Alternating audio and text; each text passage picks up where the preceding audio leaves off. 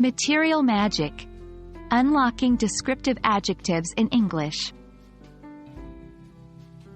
Hello learners, and welcome back to our channel. Today, we're going to focus on an interesting aspect of English language learning: descriptive adjectives. We're zooming in on one type in particular: material and texture adjectives. These are words that describe the material something is made of or what its texture feels like. Let's dive right in.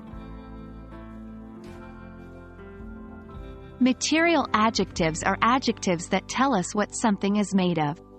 For example, if we're talking about a wooden chair, wooden is a material adjective. It tells us that the chair is made of wood. Some common material adjectives include words like metallic, plastic, silk, leather, ceramic, and many more. These adjectives can add a lot of detail to your descriptions and make your language richer and more colorful. Material adjectives usually go before the noun they're describing.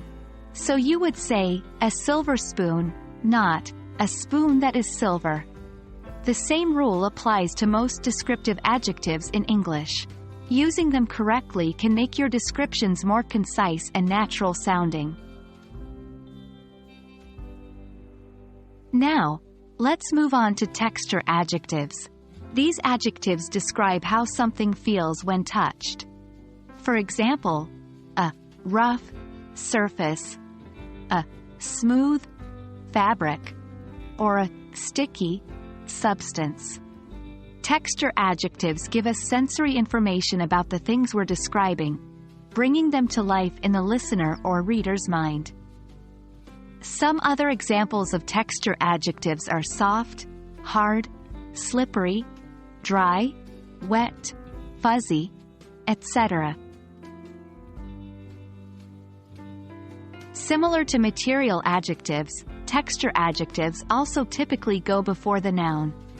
So, we would say, a soft pillow, not, a pillow that is soft. It's also worth noting that some words can be both material and texture adjectives depending on the context. For example, steel can describe the material, a steel beam, or the texture, a steel-like grip. Let's do some practice now. Here are some examples. 1. She wore a velvet dress. Material. 2.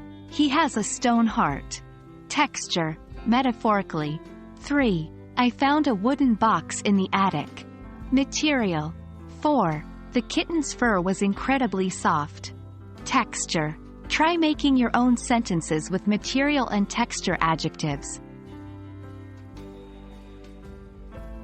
And that's a wrap on today's lesson on material and texture adjectives. These descriptive words can add depth to your sentences and help paint a more vivid picture in your listeners' or readers' minds. Remember, practice is key when learning a new language. So try to use these new adjectives in your everyday conversations or writing. We hope this video has been helpful, and we can't wait to see you in the next one. Happy learning!